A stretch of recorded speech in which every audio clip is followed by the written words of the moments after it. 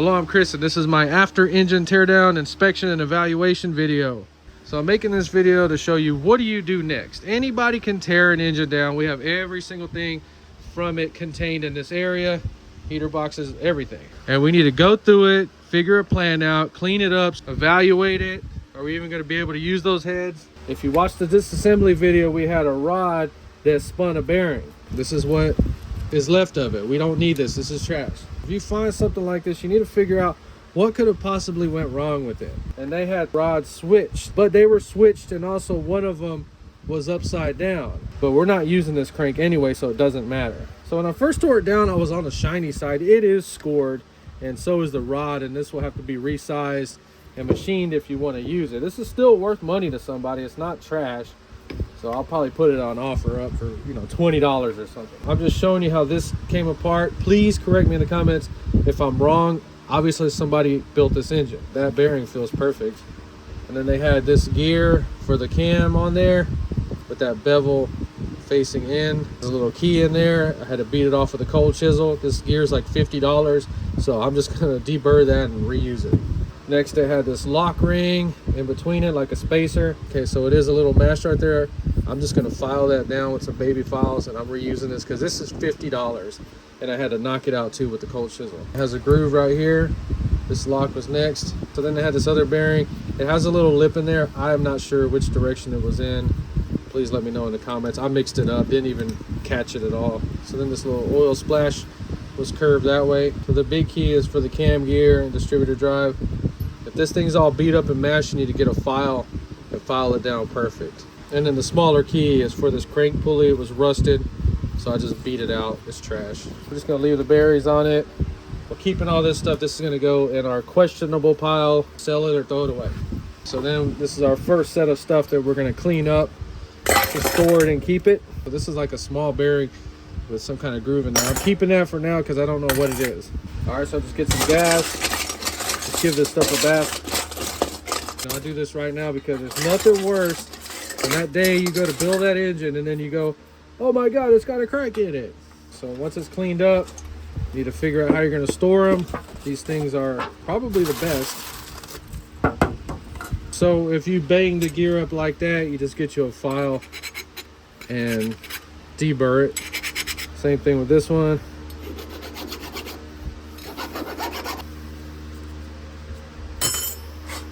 Since we're cleaning stuff up, let's go ahead and do this little distributor drive gear thing. So I don't have my air compressor in here, but you kind of want to start blowing holes out because you never know, it might have a hole straight through it and then another one hidden. All right, so we're seeing some kind of weirdness. Well, I have an air compressor in here. It's just not plugged in because the fan is. Just trying to make sure that's just dirt. Okay, never mind. Okay, let's just not go through on this one. Got some gunk in here. So this one had a little washer right here and a spring. Okay, so this absolutely has to be in there. That case is magnesium or aluminum or something, and this right here is steel, and it has a spring on it, so it's just going to be pushing down in your case and literally boring it. This is where the fuel pump rides. It's actually damaged, but it is in oil, so it should be okay. Since we have this little washer, this little spring, we need to tape this up. All right, these were the flywheel shims. So you kind of get the idea. Anything greasy, any screws, any parts, take the time, clean them up, and then we're going to store them like this. It's totally worth it. So the cam gear has some rivets. I'm going to go ahead and get it out.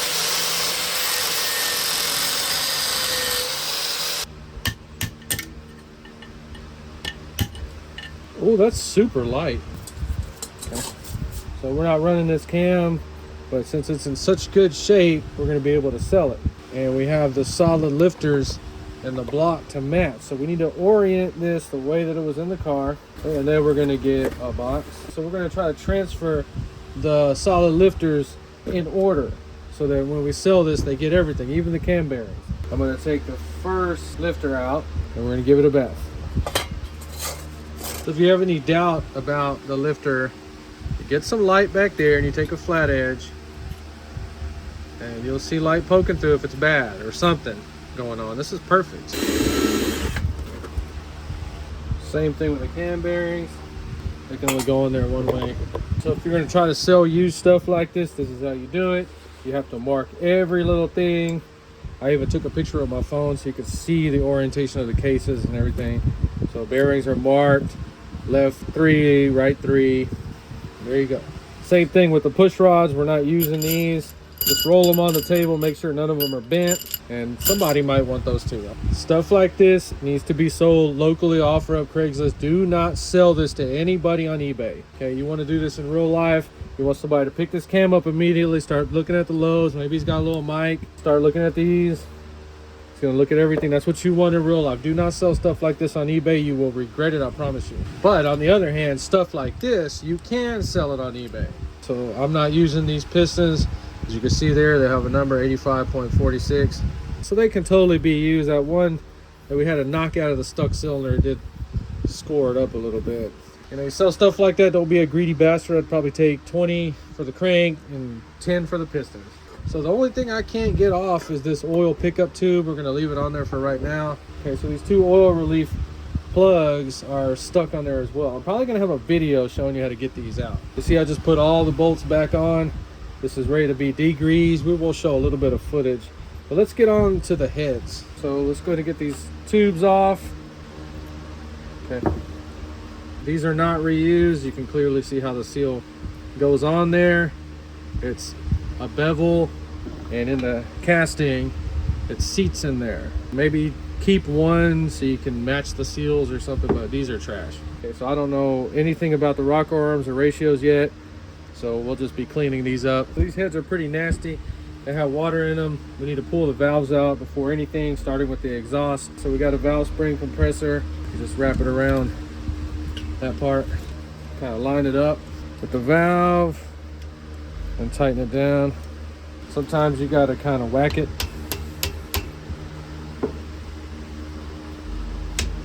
So if we need to go down a little bit more, you just crank it. So get the little keepers out. 2 of them. Release it and slow down right here and check everything that comes off. So we had the keepers, and we have this single spring. Is there any kind of weird seals or O-rings? You know, but kind of do that play front and back, and it feels fun. So then you're gonna come over here, clean it a little bit at first, and just. So if you're new to this, I would just do 1 valve at a time. We're gonna just do a quick lap on it and just see what that surface looks like, because I can't tell anything from this. Try to wire brush it first. Put oil on this. I don't have my oil can right now. Get your course. Just put it on this part of the valve only. Get the little plunger on there, and you're gonna like build a fire like you're making a fire. Ooh, grindy.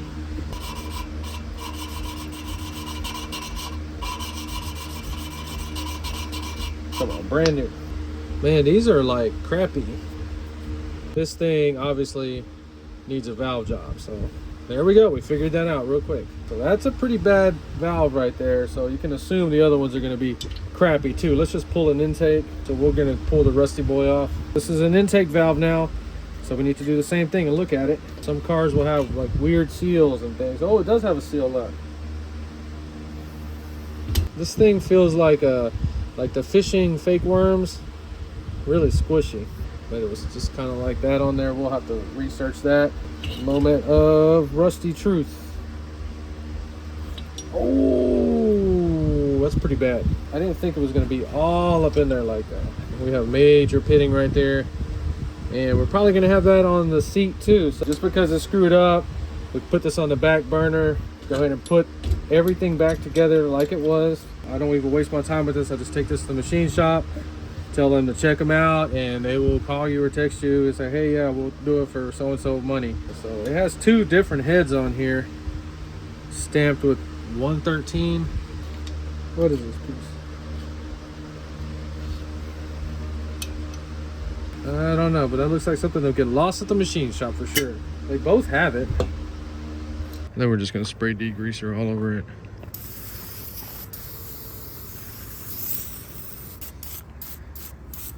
Wait a few minutes. We're gonna have to do this several times if it's as nasty as this one.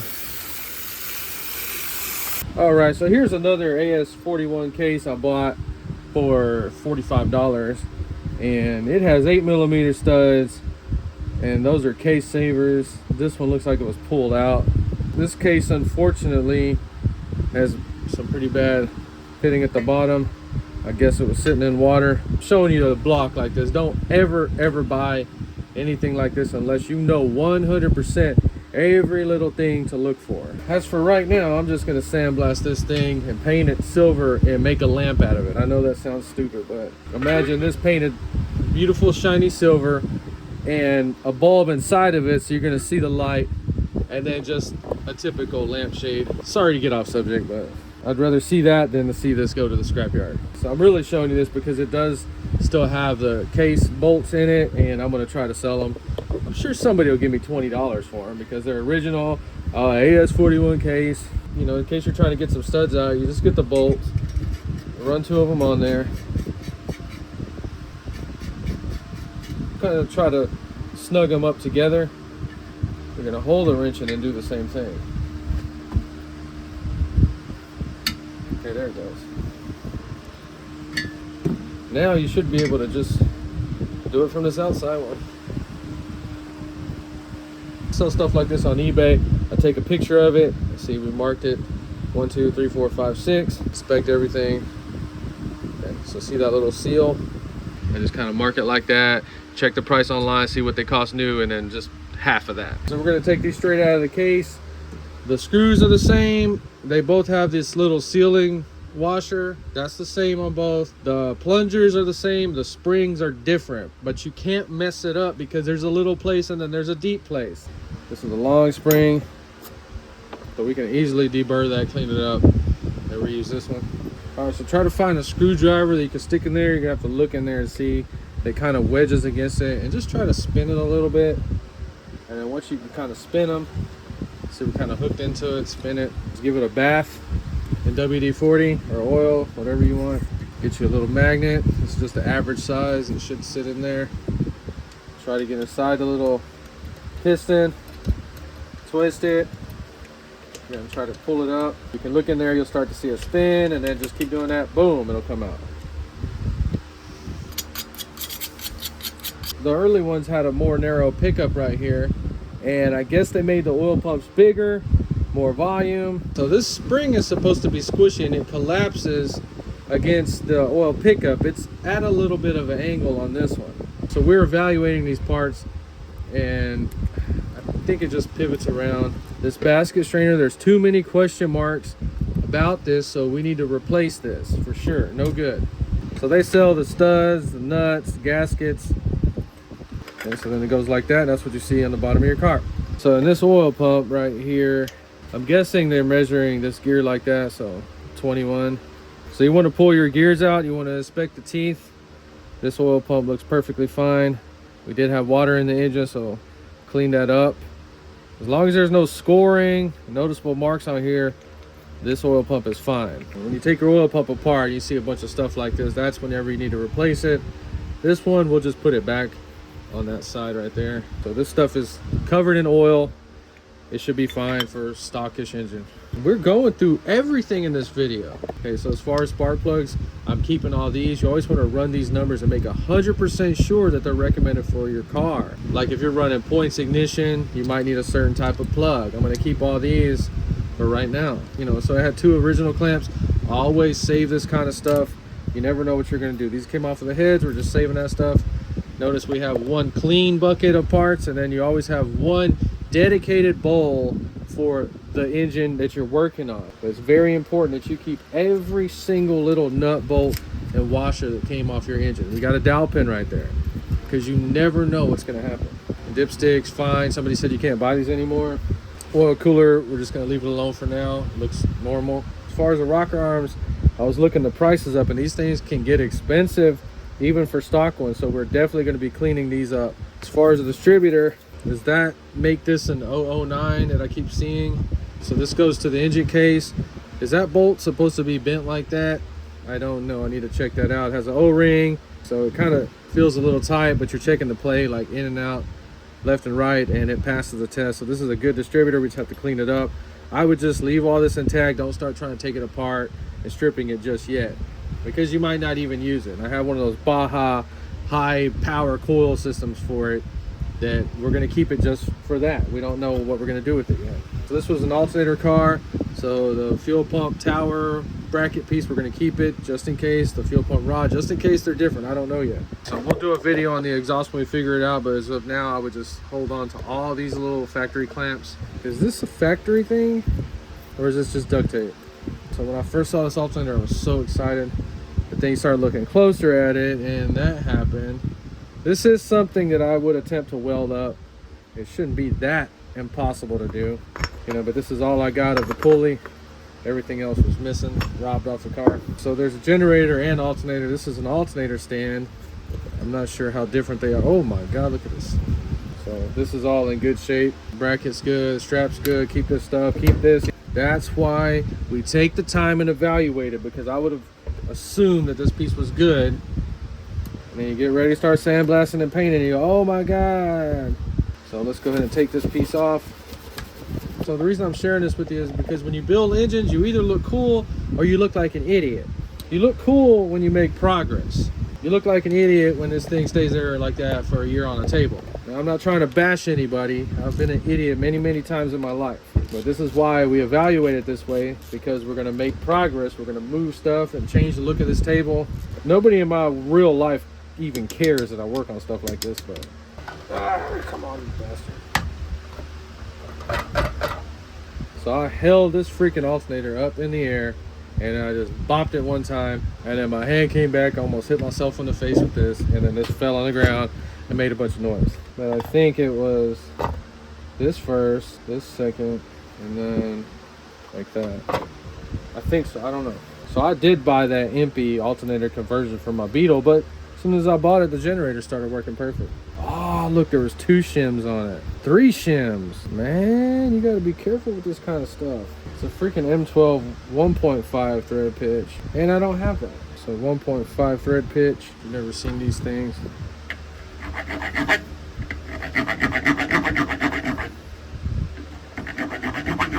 Should thread on there now. Beautiful.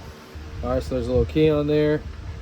This piece, and this one had 3 shims. This is for the fan inside the air box, lock washer, and then a nut.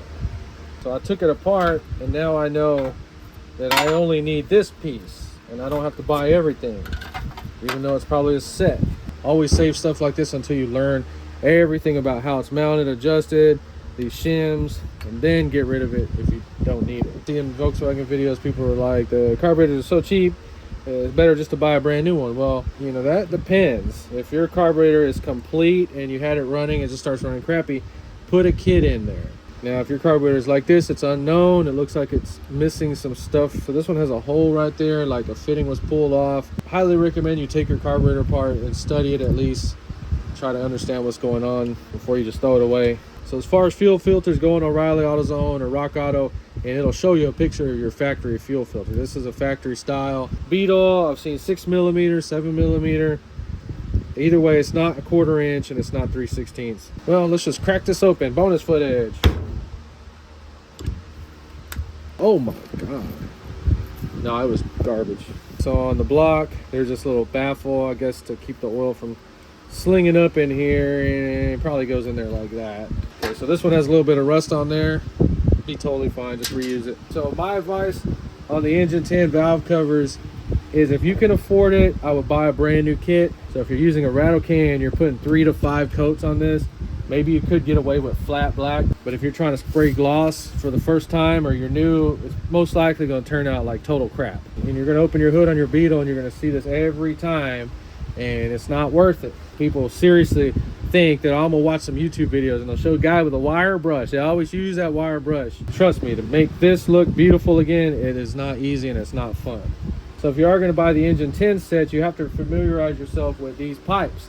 I'm not going to talk about them because you need to learn what they do, why they're there, and when you need them. If you can't tell me that, you have no business making a purchase until you fully understand it. Trust me. On top of that, somebody ripped the coil off, so you'll need metal repair there. So I was missing 4 pieces of engine 10. on this one, but my 72 Beetle has those on there. So once we evaluate it, we can put it in a box, store it, hide it. What's going under this table? Fan, always spin it before you take it apart. It's heavier than it looks, and this one is in perfect condition. As far as the heater boxes, you're gonna have to sit there long and hard to think about whether you want to run a heater on your car or not. That's why I haven't thrown these away. The other one's perfect. This one has a rust hole. That's not enough for me to junk it. It can totally be used. Just cut that little piece out, just tack it up, just go with it like that. You'd be surprised how many people will make that decision in the middle of the summertime that we don't need a heater on there. As far as a fuel pump, I think it should be saved until you get the new one or get it figured out.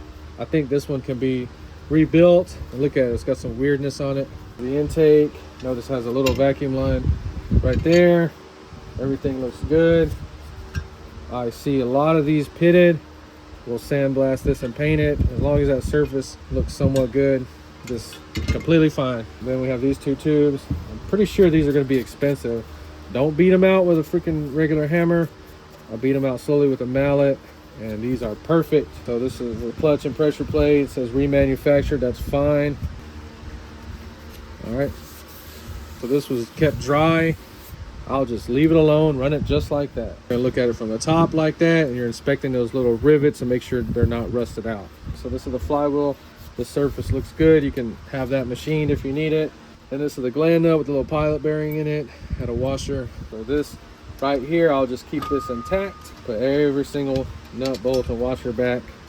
This is worth money to somebody. So all the engine stuff that was in there is gone now. And we've evaluated it. We've split it up. We've sorted it out. We know what's bad, what's good, what we're gonna use. That case right there, as soon as I find a machine shop, that's going straight to it. Right here, all the stuff we're keeping for sure. We can go ahead and put this in a box and just stick it in there for right now. And then the stuff I'm not sure about, I'm gonna put this in another box and stick it in there. Cranking pistons, go to the storage unit. If I don't sell stuff like that in a month, I just scrap it. So since those heads are little in stock, I'm probably just gonna sell them on OfferUp super cheap as rebuildable stuff. And then there's the bucket of stuff that's trash. There you go, just showing you what I do. If you enjoyed this video, please like and subscribe. And thanks for watching.